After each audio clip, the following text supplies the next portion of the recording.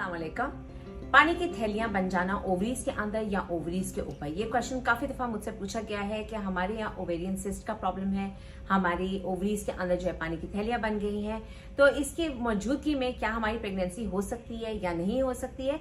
तो आज के इस वीडियो में हम ओवेरियन सिस्ट के हवाले से बात करेंगे। डिफरेंट टाइप्स ऑफ सिस्ट के बारे में मैं आपको बताऊंगी, जो कि फॉलिकुलर सिस्ट होती है, चॉकलेट सिस्ट होती है, कॉर्पस लूटियल सिस्ट होती है, डर्मोइड सिस्ट और बहुत सारी और भी सिस्ट हैं जिनके हवाले से इस वीडियो में हम बात करेंगे। ये क्यों होती हैं, इसकी क्या क्या कॉम्प्लिकेशंस हो सकती हैं, इनकी मौजूदगी में प्रेगनेंसी हो सकती है या नहीं हो सकती है, इसकी क्या क्या अलामात होती हैं और ट्रीटमेंट और प्रिवेंशन के हवाले से भी हम बात करेंगे। मेरा नाम है Ayesha Cheema and welcome to my YouTube channel. सबसे पहले तो मैंने आपको एक्सप्लेन कर दिया कि ओवेरियन सिस्ट क्या होती है। ये पानी की थैलियां होती हैं, या आपकी ओवरीज के अंदर ये होती हैं या ओवरीज के ऊपर ये होती हैं। ठीक है, अब बात कर लेते हैं कि इसकी क्या क्या अलामात होती है, क्या क्या सिम्टम्स होते हैं। बहुत दफा खवातीन को ये नहीं पता होता कि उनके अंदर सिस्ट का प्रॉब्लम है, उनके अंदर किसी भी किस्म की कोई भी सिस्ट मौजूद है, जब तक वो जाके अल्ट्रासाउंड नहीं करवाती हैं। जब ये सिस्ट जो है वो बड़ी होना शुरू हो जाती है साइज के अंदर, तो बहुत सारी अलामात होती हैं, जैसे कि आपको बहुत ज्यादा फुलनेस की फीलिंग आती है, बहुत ज्यादा ब्लोटिंग होना शुरू हो जाती है। ठीक है, आपको ऐसा लगता है कि जैसे आपका पेट जो है वो फूलना शुरू हो गया। ठीक है, दूसरा ये कि आपको एब्डोमिनल पेन होती है, लोअर एब्डोमिनल पेन, इस एरिया के अंदर आपको दर्द होना महसूस हो जाती है। ठीक है, और तीसरा ये कि इरेगुलर पीरियड्स कुछ पेशेंट्स के अंदर हो जाते हैं कि उनके पीरियड्स जो है वो मिस भी हो जाते हैं, डिले भी हो जाते हैं, और दो पीरियड्स के दरमियान में उनको स्पॉटिंग का प्रॉब्लम भी आता है। अब दूसरा पॉइंट आ जाता है जी कि ये इसकी क्या क्या वजूहात होती हैं, इसकी कॉजेज क्या होती हैं। ठीक है, सबसे पहले हार्मोनल इम्बैलेंस की वजह से, जब आपके हार्मोन्स ईस्ट्रोजन एंड प्रोजेस्टेरॉन के ऊपर जो है फॉलिकुलर हार्मोन्स, ल्यूटिनाइजिंग हार्मोन्स, टेस्टोस्टेरॉन्स, ये सारे आपके हार्मोन्स आपके अंदर मौजूद होते हैं, और इनका जब इम्बैलेंस हो जाता है तो उसकी वजह से आपके अंदर सिस्ट बन सकती है। दूसरा जो मेन रीजन होता है वो है फर्टिलिटी ट्रीटमेंट्स। अगर आप बहुत ज्यादा क्लोमिड लेती हैं, लीजरा ले रही हैं प्रेग्नेंट होने के लिए, अगर आपने बहुत ज्यादा आईवीएफ ट्रीटमेंट करवाया है, तो उसकी वजह से भी उसकी भी एक कॉम्प्लिकेशन होती है कि आपके अंदर सिस्ट बनना शुरू हो जाती हैं। तीसरा ये कि अगर आपके अंदर एंडोमेट्रियोसिस का प्रॉब्लम है, तो एंडोमेट्रियोसिस के प्रॉब्लम की वजह से आपके अंदर सिस्ट बन सकती है। उसके अलावा अगर आपके अंदर इन्फेक्शन मौजूद है, जैसे पेल्विक इन्फ्लेमेटरी डिजीज का प्रॉब्लम मौजूद है, पीआईडी का प्रॉब्लम मौजूद है, तो उसकी वजह से भी सिस्ट बनना शुरू हो जाती हैं। और अगर आपकी हिस्ट्री है कि आपको पहले सिस्ट हो चुकी है, तो आपको दोबारा भी सिस्ट हो सकती है। अब हम बात कर लेते हैं जी कि डिफरेंट टाइप्स ऑफ सिस्ट कौन कौन सी मौजूद होती हैं। जो मोस्ट कॉमन सिस्ट होती हैं उनके बारे में इस वीडियो में बात कर लेते हैं। सबसे पहले जी स्टार्ट करते हैं फॉलिकुलर सिस्ट के साथ। फॉलिकुलर सिस्ट बहुत कॉमन सिस्ट है, बहुत सारे पेशेंट्स आते हैं जिनके अंदर फॉलिकुलर सिस्ट बन जाती हैं। फॉलिकुलर सिस्ट कैसे बनती हैं? जब आपका फॉलिकुलर फेज चल रहा होता है, जब आपकी माहवारी का खत्म हो जाती है और पहला वाला पार्ट जो है उसका स्टार्ट हो जाता है फॉलिकुलर फेज, उसके अंदर बहुत छोटे छोटे फॉलिकल्स जो हैं वो बनना शुरू हो जाते हैं। एक फॉलिकल के अंदर अंडा मौजूद होता है और वो अंडा जो है बड़ा होना शुरू हो जाता है साइज के अंदर। फिर आपकी जो फॉलिकल है वो रप्चर हो जाता है, फट जाता है और आपकी ओव्यूलेशन हो जाती है। ठीक है, अब ऐसा होता है कुछ केसेस के अंदर कि वो फॉलिकल जो है वो फटता नहीं है और वो फॉलिकल के अंदर से अंडा रिलीज नहीं होता है, और वो फॉलिकल जो है वो बड़ा होना शुरू हो जाता है साइज के अंदर। जैसे जैसे वो बड़ा होना शुरू हो जाता है साइज के अंदर, उसके अंदर पानी भरना शुरू हो जाता है और इसको कहते हैं फॉलिकुलर सिस्ट। ठीक है, अब इसकी मौजूदगी में क्या प्रेगनेंसी हो सकती है? जी हाँ, बिल्कुल प्रेगनेंसी हो सकती है। ये कोई बहुत बड़ा मसला नहीं है।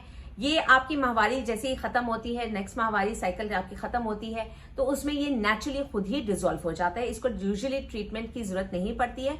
अगर बहुत ज्यादा भी ट्रीटमेंट की जरूरत पड़े तो हार्मोनल ट्रीटमेंट ऐसे केसेस के अंदर दी जाती है। अब दूसरा सिस्ट जो आ जाती है वो है कॉर्पस लूटियल सिस्ट। यही जो फॉलिकल आपका जो बड़ा होना शुरू हो जाता है साइज के अंदर, जब ये रप्चर होता है, फट जाता है, तो इसके अंदर से अंडा खारिज हो जाता है। यही जो फॉलिकल पीछे रह जाता है जहां से अंडा खारिज हुआ है, ये जो फॉलिकल है ये आपका बन जाता है कॉर्पस लूटियम। ठीक है, ये जो फॉलिकल जब कॉर्पस लूटियल बनना शुरू हो जाता है, तो कभी कभी ऐसा होता है कि इसके अंदर पानी भर जाता है, पानी जमा होना शुरू हो जाता है, जिसकी वजह से बन जाती है जी कॉर्पस लूटियल सिस्ट। ठीक है, ये प्रेग्नेंट खवातीन के अंदर भी काफी कॉमनली देखी जाती है। इससे आपका मिसकैरेज नहीं होता है, इससे आपका प्रेगनेंसी के चांसेस जो है वो भी कम नहीं होते हैं, ये खुद ही डिसॉल्व हो जाती है। ठीक है, इसको ज्यादा ट्रीटमेंट की जरूरत नहीं पड़ती है। तीसरे नंबर पर आ जाता है जी हेमरेजिक सिस्ट। हेमरेजिक सिस्ट का क्या मतलब होता है? मतलब सिंपल है कि आपकी जो सिस्ट बनी हुई है उसके अंदर ब्लीडिंग होना शुरू हो जाए। ठीक है, अगर वो ब्लीडिंग होना शुरू हो जाती है तो वहां पे खून जो है वो जमा होना शुरू हो जाता है, हेमरेज हो जाती है, जिसकी वजह से हम उसको कहते हैं हेमरेजिक सिस्ट। हेमरेजिक सिस्ट की वजह से बहुत ज्यादा तकलीफ होती है औरत को, ठीक है, और डिस्कम्फर्ट होता है, जिसकी वजह से बेहतर होता है कि इसको निकाल दिया जाए, ठीक है। नेक्स्ट आ जाता है जी चॉकलेट सिस्ट। चॉकलेट सिस्ट से आपको पता लग जाएगा कि अगर आपकी सिस्ट बनी हुई है तो उसके अंदर डार्क ब्राउन कलर का पानी जो है वो जमा होना शुरू हो जाता है। ज्यादातर ये एंडोमेट्रियोसिस के पेशेंट्स के अंदर जो है चॉकलेट सिस्ट देखी जाती है, और चॉकलेट सिस्ट का यही इलाज है कि इसको ज्यादातर जो है निकालना ही पड़ता है लैप्रोस्कोपिकली, ठीक है। तो ये निकलवा ले तो ज्यादा बेहतर होता है ताकि प्रेगनेंसी में आपके प्रॉब्लम्स ना आए। नेक्स्ट आ जाता है जी डर्मोइड सिस्ट। डर्मोइड सिस्ट जो होती है ये आपकी ओवरीज के अंदर बन जाती है, और ओवरीज के सेल्स जो होते हैं ना वो डिवाइड होना शुरू हो जाते हैं, जिसकी वजह से इसमें दांत भी बन सकता है, बाल भी बन जाते हैं, ठीक है, इसके अंदर स्किन भी बन जाती है। थोड़ा सा डिस्गस्टिंग होती है ये सिस्ट, और इसको निकलवाना ज्यादा बेहतर होता है। अगेन डर्मोइड सिस्ट बहुत ज्यादा कॉमन नहीं है, ये बहुत कम पेशेंट्स के अंदर पाई जाती है। नेक्स्ट आ जाता है जी पीसीओएस, जिसके अंदर बहुत छोटी छोटी सिस्ट जो है वो औरत के अंदर बन जाती है हार्मोनल इम्बैलेंस की वजह से। पीसीओडी के हवाले से मैंने अलग से एक वीडियो बनाई थी, आप उसको जाके चेक कर सकते हैं। ये सिस्ट जो होती है बहुत छोटी होती है, साइज के अंदर 3 to 4 मिलीमीटर की होती है। इसकी कॉम्प्लिकेशन सिर्फ यही होती है कि मेच्योर एग जो है वो बनना थोड़ा सा मुश्किल हो जाता है, ठीक है। तो इस केसेस में भी आपको पेशेंट को हार्मोनल ट्रीटमेंट दी जाती है। नेक्स्ट ये हम बात कर लेते हैं जी क्या क्या कॉम्प्लिकेशंस हो सकती हैं अगर आप सिस्ट नहीं रिमूव करवाते हैं। कॉम्प्लिकेशंस कब होती हैं? अगर आप सिस्ट को ट्रीट नहीं करते हैं और सिस्ट जो है वो खुद ही डिसॉल्व नहीं हुई है, बल्कि वो साइज में इंक्रीज होना शुरू हो गई है, बड़ी होना शुरू हो गई है, और बहुत सारी और भी कॉम्प्लिकेशंस है, तो 2 से 3 महीने का फॉलोअप जो है वो बहुत ज्यादा इंपॉर्टेंट होता है अगर आपके अंदर सिस्ट जो है वो अल्ट्रासाउंड पे नजर आ गई है। क्या क्या कॉम्प्लिकेशंस हो सकती है? सबसे पहले आ जाती है जी ओवेरियन टॉर्जन। ओवेरियन टॉर्जन का क्या मतलब होता है कि आपकी ओवरी जो है अपने एक्सिस के ऊपर ऐसे घूम गई, यहाँ पे फिर उसकी ब्लड सप्लाई जो है वो रुक जाती है, जिसकी वजह से औरत को बहुत ज्यादा पेन होती है और इसके अंदर इमरजेंसी ट्रीटमेंट करवाने की जरूरत पड़ती है। दूसरा आ जाता है कि अगर सिस्ट बहुत ज्यादा बढ़ गई है साइज के अंदर तो वो रप्चर भी हो सकती है, फट भी सकती है, उसमें भी इमरजेंसी ट्रीटमेंट करनी पड़ती है। तीसरा ये कि अगर सिस्ट के अंदर कैंसर जो है सेल्स प्रोड्यूस होना शुरू हो गया, अगर सिस्ट जो है वो 45 साल की उम्र की औरत के अंदर बन गई है जहां पे वो मेनोपॉज हिट कर चुकी है, ठीक है, उसको प्रॉपर्ली माहवारी नहीं आती है, तो ऐसे केसेस के अंदर बेटर होता है कि उस सिस्ट को रिमूव कर दिया जाए। अगर सिस्ट वही रहेगी तो उसके अंदर कैंसर सेल्स जो प्रोड्यूस होने के जो रिस्क हैं वो ज्यादा इंक्रीज हो जाते हैं। चौथा पॉइंट आ जाता है कि ये अगर सिस्ट बहुत ज्यादा बढ़ जाती है साइज के अंदर तो एडजेसेंट स्ट्रक्चर्स जो होते हैं, जैसे आपकी जो यूरिन की थैली है, ठीक है, पेशाब की थैली है, उसके ऊपर ये प्रेशर जो है बिल्डअप कर सकते हैं, जिसकी वजह से यूरिनेशन जो है औरत के अंदर इंक्रीज हो सकती है। अब हम बात कर लेते हैं जी इसके ट्रीटमेंट के हवाले से। ट्रीटमेंट के हवाले से जितनी भी मैं आपको चीजें बताऊंगी वो काफी मिक्स एंड मैच है, इसमें डाइट भी है आपके और सप्लीमेंट्स भी हैं जो आप कुछ ले सकते हैं। ये आपका इंसिडेंस ऑफ डेवलपिंग सिस्ट जो है उसको कम कर सकता है, तो बेसिकली प्रिकॉशन के तौर पे आप इसको इस्तेमाल कर सकती हैं।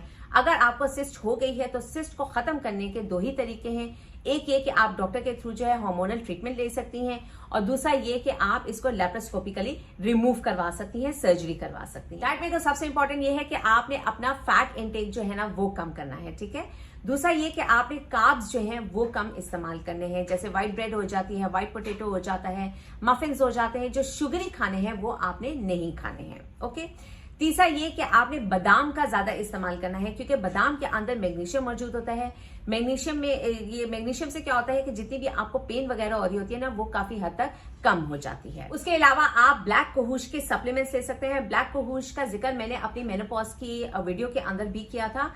ब्लैक कोहूश जो है वो आपके एंजाइटी, आपके मूड स्विंग्स, आपको जो हॉट फ्लशेस होते हैं और इंसिडेंस ऑफ सिस्ट डेवलपमेंट जो है उसको भी कम कर देता है, तो आप ब्लैक कोहूश के सप्लीमेंट्स ले सकती हैं। उसके अलावा आप जो है विटामिन सी के सप्लीमेंट्स ले सकती हैं।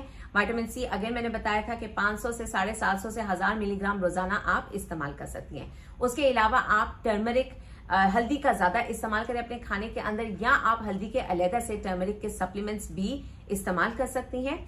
और last but not the least आ जाता है जी castor oil. Castor oil pack के हवाले से मैंने पहले भी अपनी बहुत दफा वीडियोस बनाई हैं, बहुत दफा जिक्र किया है कि आप कैस्टर ऑयल पैक का इस्तेमाल कर सकते हैं, जिससे सिस्ट की प्रोडक्शन जो है या रिकरेंस जो है मतलब कि दोबारा होना जो है वो काफी हद तक जो है कम हो जाता है। इसके अलावा आप ओमेगा 3 के सप्लीमेंट्स भी ले सकती हैं, या आप फ्लैक्स सीड्स का इस्तेमाल कर सकती हैं, क्योंकि फ्लैक्स सीड्स के अंदर ओमेगा 3 जो है वो भरपूर मौजूद होते हैं। इसी के साथ ही हमारी वीडियो हो जाती है खत्म। मेरी अगली वीडियो तक के लिए आप अपना बहुत ज्यादा ख्याल रखिएगा। अल्लाह हाफिज।